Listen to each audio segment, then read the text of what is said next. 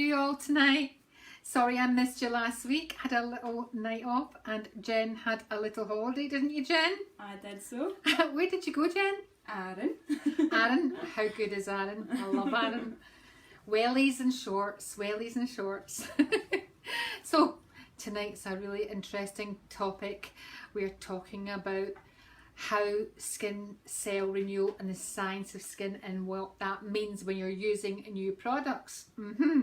Remember, if you get any questions for me, put them in the comments below. Please share my video, tell the world how good it is to know all about skin. So, the science of skin. So let's chat about that. The outside layer of your skin is called the stratum corneum, and it's made up of layers. This outside layer, it's called the epidermis. The stratum corneum is the top layer. Got it? And the bottom layer of the epidermis is the basal layer. So there's 5 layers in the epidermis. I know this is a bit sciencey, but bear with me. So skin cell renewal, we're talking about how long it takes for the cells in the basal cell layer to come up to the top and show what you've been doing to your skin for the last wee while.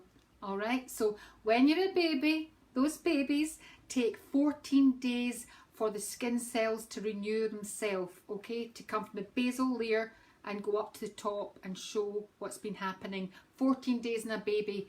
Now, if you're a teenager, 28 days. So 4 weeks it shows on your skin, okay? And then middle age, let's just jump because as you age, it gets longer, and that's the whole thing that we're chatting about here tonight. So up to middle age, when you get middle age, it can take 6 weeks plus, 6 weeks plus, so not 4 weeks, 6 weeks plus for anything to show that you've been using on your skin. And if you're over 50, oh, we're talking about up to 3 months. Up to 3 months it can show on your skin. So when you're looking at products and trying new products, you need to be thinking, what age am I and how long is this going to really take to show the effect in my skin? Is this a good thing I'm talking about tonight, Nikki Johnson? Give me a wave. So how do you calculate? I've told you how to calculate. Thinking about when you're using a new product, what age am I and how long is it going to take for it to show the effects truly on my skin. You know, when you try a product for the first time, I know you're going to think about, oh, that feels nice, how does that feel on the skin? But you really have to be patient. It's a great word. You have to be patient. You have to be patient because you need to take that length of time to see the effect it's going to have on your skin. So I've told you about that. Now, how do you speed it up? So as we get older, it's been slowing down. It's a snail's pace, the skin cell renewal, and we want to speed it up. That's when we think of things like skin scrubs, okay? Exfoliation. So putting a skin scrub on and absolutely working away and getting it to slough off. We need to slough off the dead skin cells. So exfoliation is key. And I'm always saying that exfoliation is one of the secrets as you get older to fresher and smoother skin. So what else can you do? You exfoliate. That's going to speed it up. Glycolic acid. So glycolic acid is a fantastic ingredient to use in a cleanser. So what does glycolic acid do? Well, think about the skin like a brick wall, and you've got all these bricks that are being held together with this mortar. That's me talking about skin, and we want to melt that mortar, open up and let the dead skin come off, because when it starts to shed dead skin, new skin cells are going to come up underneath. So glycolic acid has got a very small molecular structure, and it can actually penetrate the stratum corneum right down to the basal layer, kicking off and melting that mortar, kicking off the dead skin cells and making your skin smoother. So a cleanser with glycolic acid, very good if you've got aging skin, lined skin, dull, lifeless looking skin, or even acne. Acne sufferers usually have that oily complexion, their skin cell doesn't turn over quickly, and that's one of the problems when you have acne. Another thing you could think of doing to speed up that skin cell renewal and getting it to work quicker is to go and have a facial.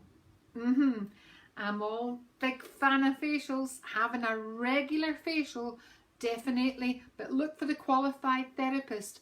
Look for their qualifications. Make sure it's a qualified person that studied skin, and even better, a JL esthetician.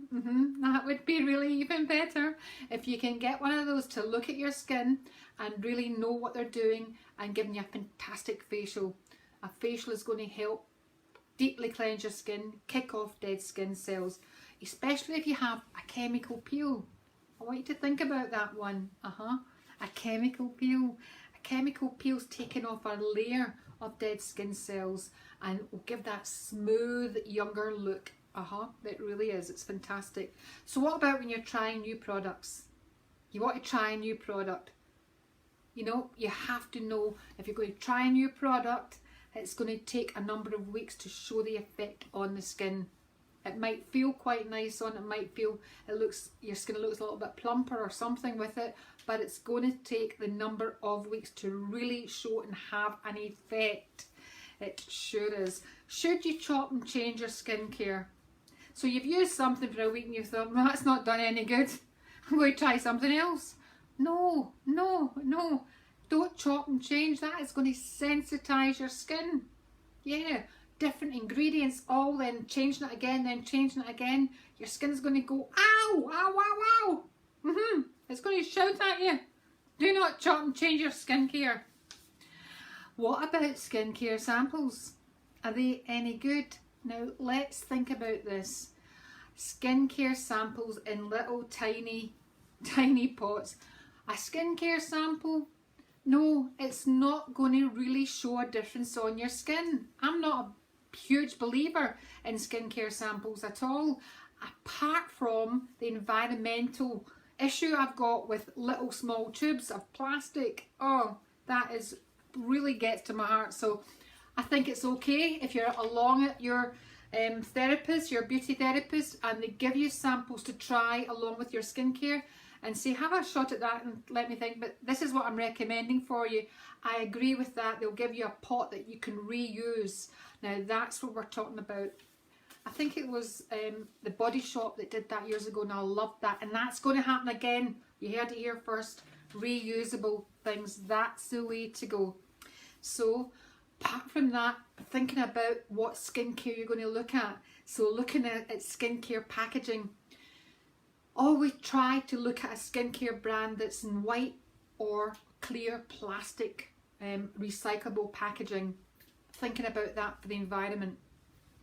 The reason is, this is a money thing, but companies cannot recycle, and they probably choose not to recycle fancy coloured products because it costs more money. It costs them more money to recycle. So you have to look for clearer plastic, clear packaging, or white plastic packaging, especially it's got to be recyclable. Okay, another thing, a wee story is, I read recently a great article about out in the ocean, and the fish are eating blue plastic bottles. Anything that's blue, the fish go for. They think it's their prey. They're attracted to the colour blue.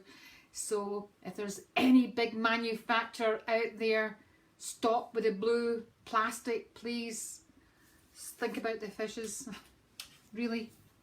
So I've told you all that. If you're not watching live tonight, feel free to ask me any questions. You can put them in the comments below. Share this video, tell the world about skin and how to choose good healthy skin. Have a fantastic week. Let's hope the weather all over gets better for us all, that we can get outside and walk and exercise, get some fresh air. Have a terrific week, everybody. Bye. Bye.